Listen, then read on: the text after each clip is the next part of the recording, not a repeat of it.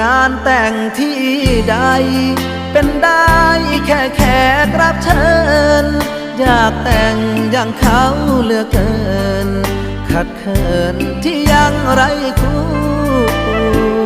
อวยพรบ่าวสาวหลายคราวแอบนึกอดโศ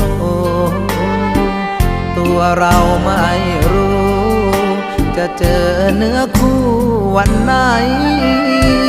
สู้งานสร้างตัวหวังมีครอบครัวสักวันปัจจัยที่เขามีกัน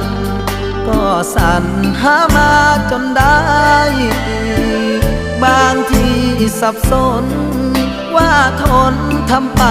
ทำไมเพราะไม่มีใคร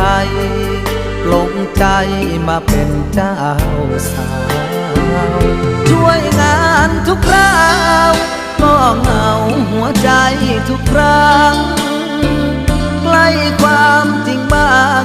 ก็คือนั่งเป็นเพื่อนเจ้าบ่าวรับของชำรวยไปเก็บกี่ชิ้นแล้วเราแอบยิ้มกับเงาที่หนาวก็เฝ้าคอยหวังงานแต่งใคร